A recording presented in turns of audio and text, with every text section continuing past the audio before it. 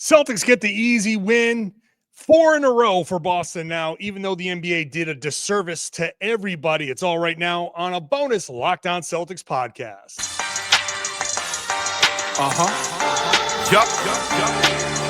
B-Town, be ever ready.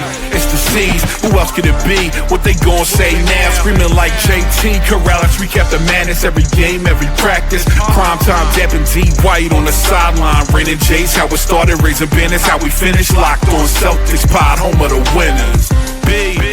Welcome back to the Locked On Celtics podcast. Right here on the Locked On Podcast Network, where it's your team every day. Your team is the Boston Celtics. I talk about them Monday through Friday, plus bonus podcasts on the weekends like this one, a Friday night game against the Lakers. So subscribe. The show's free. It's available everywhere. It's on YouTube.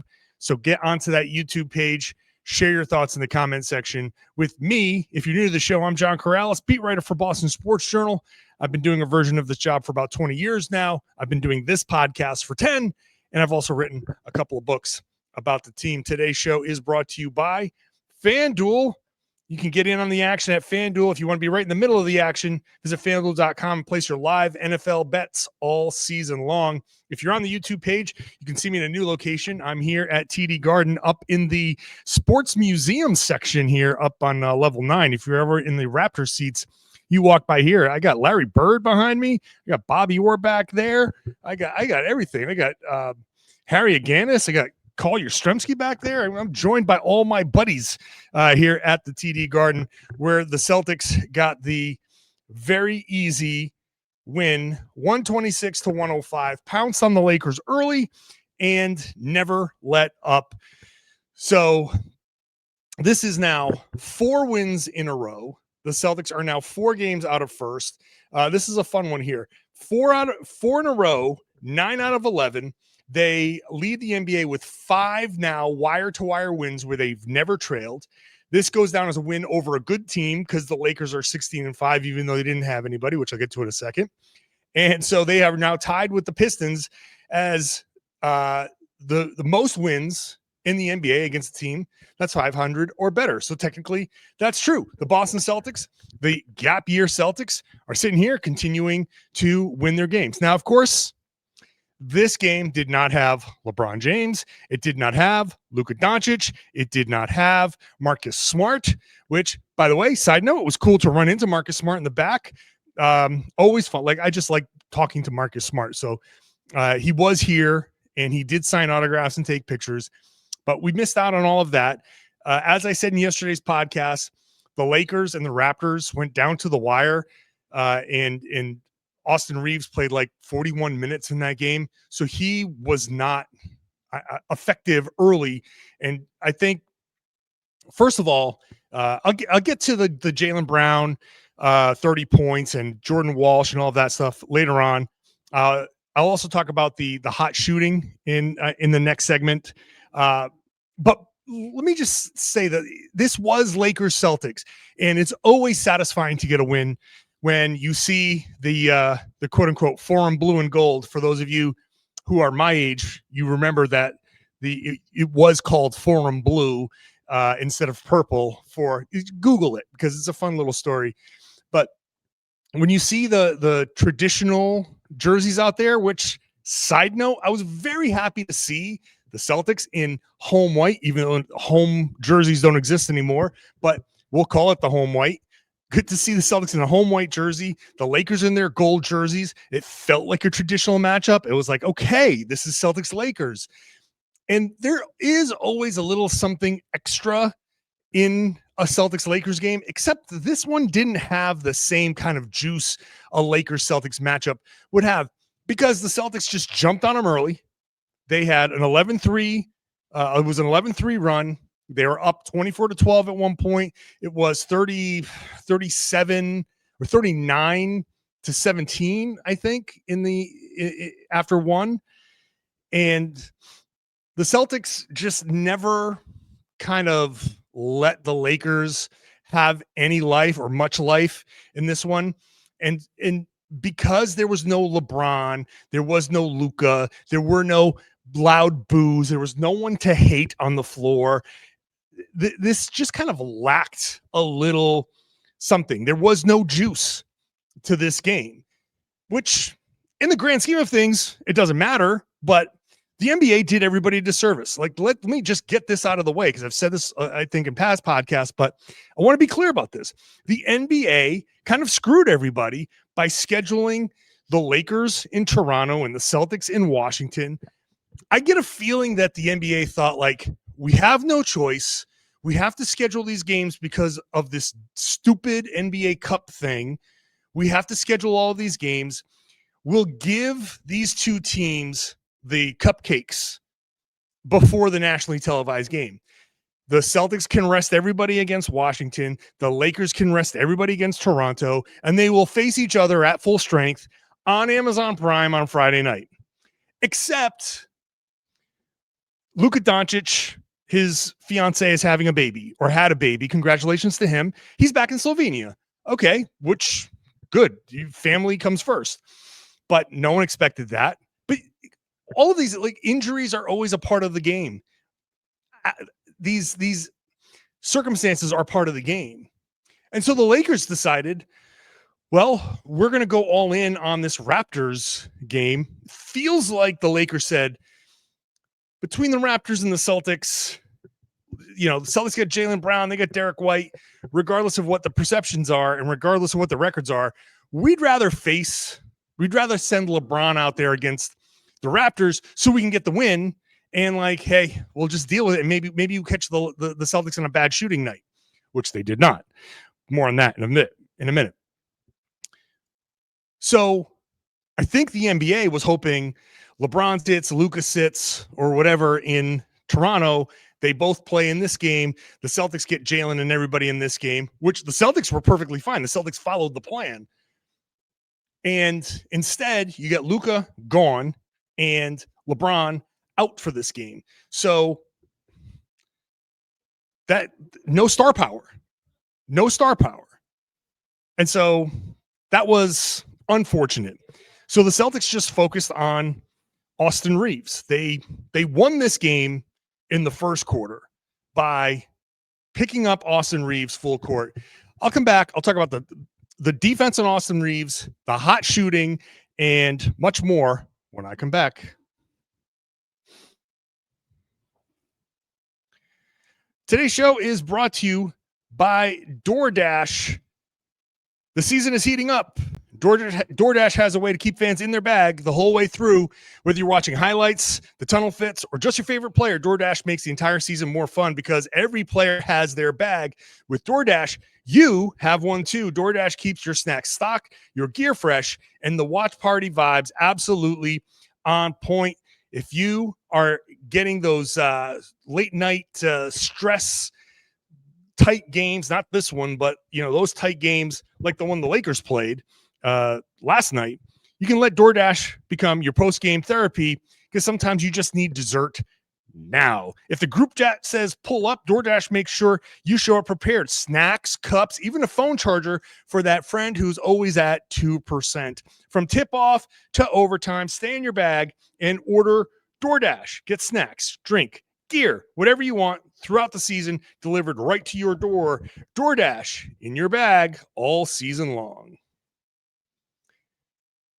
Hey, thanks for making Locked On Celtics the number one Celtics podcast in the world, and it's on the number one sports podcast network in the world.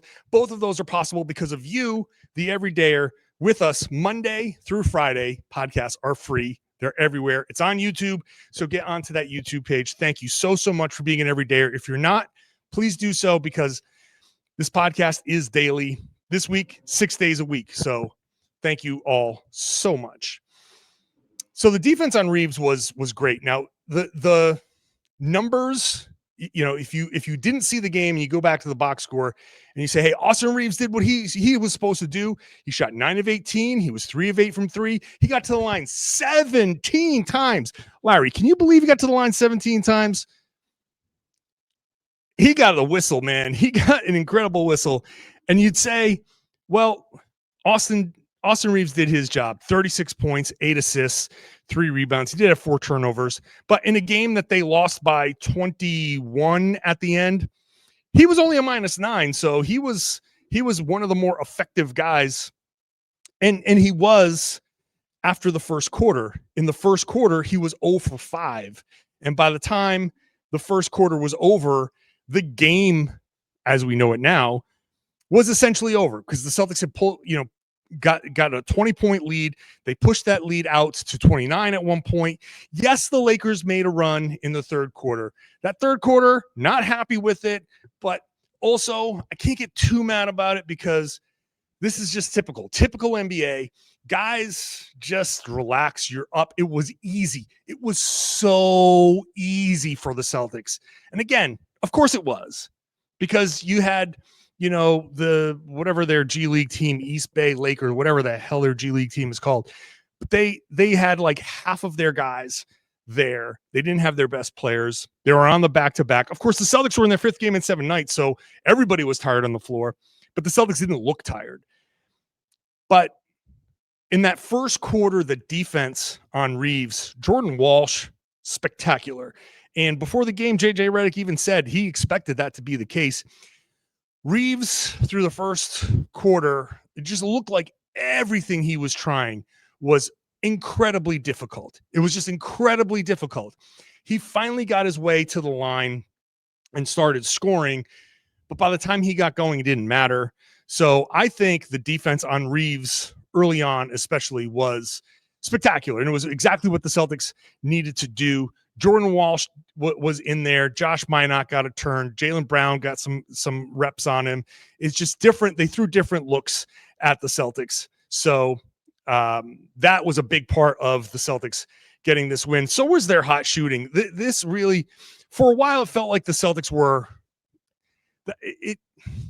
they weren't exactly like running their best offense. And the Lakers threw a bunch of zone because they didn't want the Celtics to get to the rim. And considering the way the Celtics have shot the three-pointer this season, I understand not wanting the Celtics to beat you at the rim. You want to challenge them from 3. Makes perfect sense. So, but what ends up happening is the Celtics shot 53% from 3. Whoops, I just lost my box score. Where is it, John? Get back to your box score. They shot 53.3% from 3. See? It's all up here.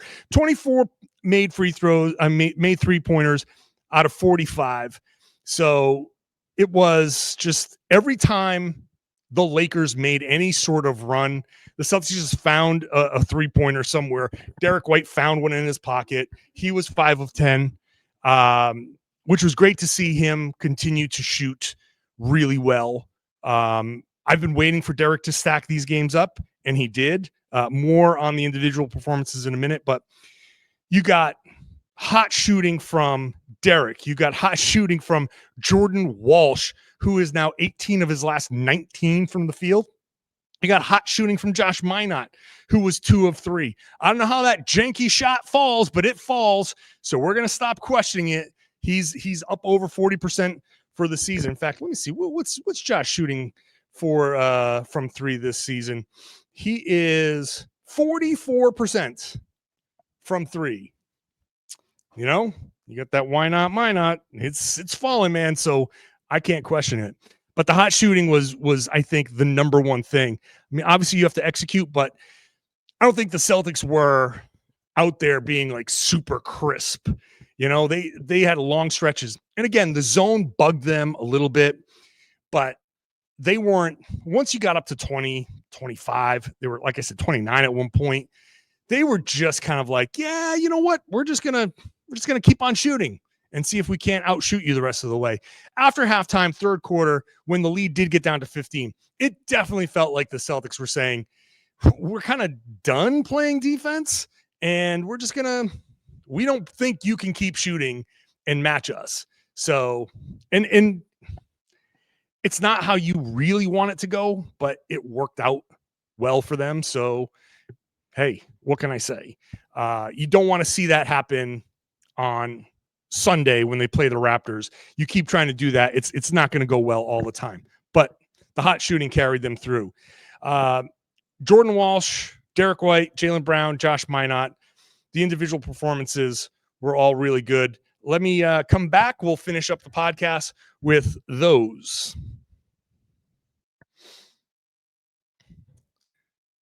Today's show is brought to you by FanDuel. Sundays move fast in the NFL. One big play and suddenly everything feels different.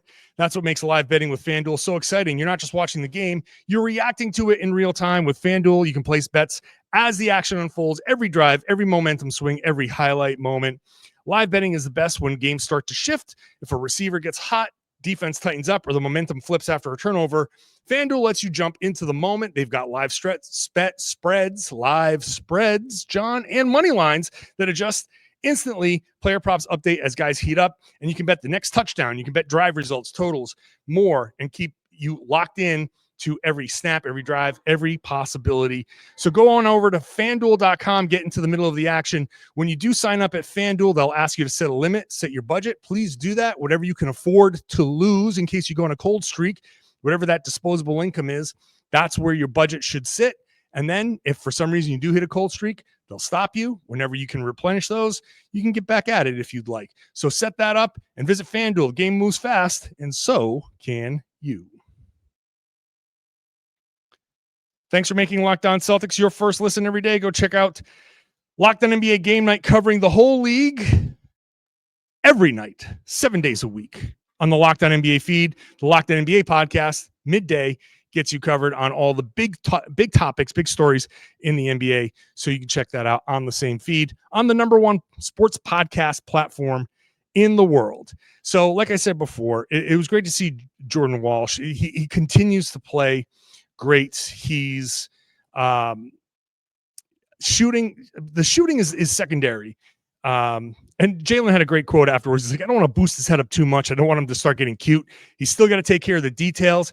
He's been doing a good job, but we're going to need him to maintain that. So y'all don't boost his head up too much, which is exactly the right sentiment. And he's busting Jordan's chops a little bit, but that's exactly right. You need Jordan Walsh to stay hungry, stay focused. And as Joe and Brad Stevens have said many times, the success is as dangerous as the criticism. The praise is as dangerous as the criticism.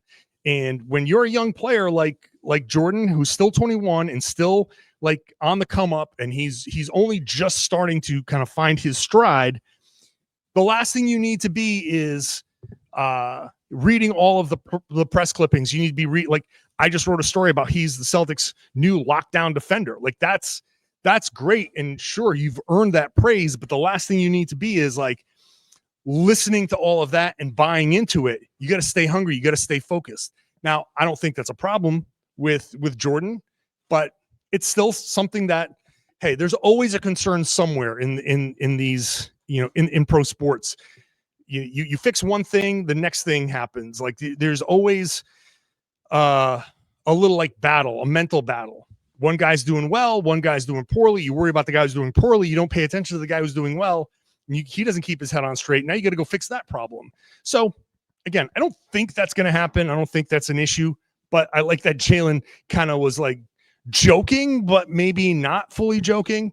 But Jordan's been great. And the fact that he's hitting these 3-pointers, the fact that Josh Minot is hitting these 3-pointers, is complete foul money. And now the question is, can these guys be this consistently? I'm not expecting Jordan to shoot 4 of 5 from 3. He's not an 80% 3-point shooter. Nobody is. But can he be a consistent, just 10, 12, 15 point a game guy?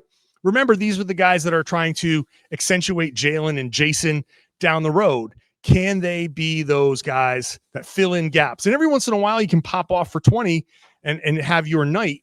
But it's more about doing this other stuff, which Jordan has been doing extraordinarily well. Josh has been doing extraordinarily well. And that.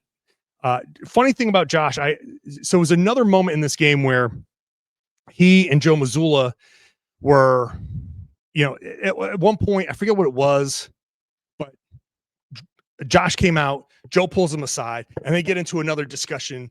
There's always a discussion going on between those two. Joe is obviously coaching everybody, but he's coaching Josh hard. He's giving him, like, he's yelling. Josh screws up and he's giving him what are you doing, Josh? What is that? Josh fouled somebody. They were in the bonus. It was the fourth quarter. It was an unnecessary foul. And he got in, and Joe just like looks at him, gives him the shrug, like, what are you doing? That's a dumb foul. And so I asked Josh after the game, and he was like, I love it because it means that he's paying attention to me. And like, I'm his focus. I'm his priority at that time. And I kind of think that Josh is good for Joe. Joe is good for Josh. Like, Minot needs somebody to pay attention to him because he's spent his first few years in Minnesota where it probably feels like no one's given a damn about me. Listen, when you're a guy like Josh Minot, who's probably been the best player, everywhere he's gone until he gets to the NBA, and now all of a sudden it's like, oh, I'm on the fringe of the NBA. I thought I was a great basketball player. And you have to be one of the best basketball players in the world to be on the fringes of the NBA. And he's sitting there saying like, okay, how about helping me? How about making me a better player? And he's in Minnesota, and maybe he doesn't get the attention that he was hoping for. Now he's in Boston and fighting for his NBA life. And here's Joe Mazzulla getting on him, riding him, like just constantly. No, this is where you're supposed to be. You got to do this. You got to do that. The Minnesota game where he was like, Josh, roll. Like when he was setting the pick and roll and Josh didn't know what he was supposed to do. Josh is learning a new position. He's playing the 5, he's playing the 4, he's playing the 3. He's doing a lot of things in the NBA that he hasn't done before. And Joe is trying like hell to coach him up as the game is going on. A lot more in-game teaching that's going on. And Josh is like, yeah, I love it. Thank you. Thank you for like teaching me. I want to be taught. And that, I think, is the best attitude, because it's not like I was taught early when a coach is yelling at you, it's because he thinks you can do something. If you screw up and the coach doesn't yell at you, you're like either, a superstar, Jayson, Tatum, Jaylen Brown, because what's he going to do? And even then they might yell at you. But if you're like a fringe player and the coach doesn't yell at you, then you probably be like, oh, damn, I better start packing my stuff, because he doesn't care and he isn't trying to teach me. He probably doesn't think I can do any better. So Joe getting on Josh, that's a sign of Joe saying, you are capable of all this stuff. I'm telling you, I'm coaching you to tell you to do all this stuff. And he does it in a way that Josh is like, yeah, let's go, bring it on. And he said, I will yell right back at him. We love each other. That's a great relationship. I think the Josh-Joe dynamic might be like my favorite little side story of this season, because I think Joe relishes the opportunity to just really dig into a player like that.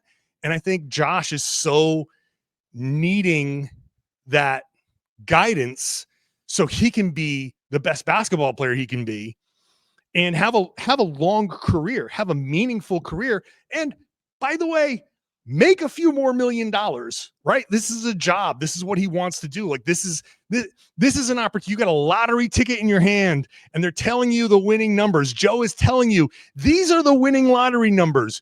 Play those numbers. And you got to go out on the court. That's how you play those numbers, by doing it on the court. Set a pick, roll. That's one of the winning numbers, right? Get in there. Offensive rebound. That's also one of the winning numbers. Make the right play, make the right pass, protect the ball, don't turn it over. That's one of the winning numbers. You get enough of those, boom, winning lottery ticket. Here's $5 million, $10 million, or whatever. He's telling him, this is how you do it. So I love that dynamic. Here we are, 24 minutes of me talking, and Jaylen Brown scored 30 points again. So that was also fun. Just a very casual, like, yeah, Jaylen scored 30. I never really thought, like, there were a couple stretches you're like, damn, he's pretty good. But I never sat there and thought like, whoa, not like a couple games ago where he had the triple double or his 40-point. Like, this was just like, yeah, oh, look, Jaylen's got 30, 38 and 8. He's done that. Let me see. I think 3 times in his career. 38 and 8 is third career and the 12th 30-point game of the season. You know how good you have to have like 38-8 and your 12th 30-point game of the season just be like, oh yeah, Jaylen did this. That's the kind of season that he's having. So, hey, look, Celtics get this great win. I'm not too worried about the lull, whatever. They got this win. They beat the Lakers. Beating the Lakers is great. And so that's where we're going to end this show. Thank you so much for being a part of this. I do appreciate everybody who tunes in on a regular basis. Celtics are getting good. Like I said, 4 in a row, 9 of 12. They're sitting there. They're tied for 4th in the Eastern Conference. So a lot more fans are starting to say, hey, let's start paying more attention to the Celtics. Thank you so much. I really do appreciate it. Stick around. This show is a Monday through Friday show. This is a bonus podcast. When they play on a Friday or a Saturday, you'll get a bonus podcast. So thank you so much for being here. Subscribe if you want to get into the YouTube comment section. Please do that. Share your thoughts there. And then I would love it if you share the podcast. Tell everybody they should be listening to and watching the Locked On Celtics podcast here on the Locked On Podcast Network. It's your team every day.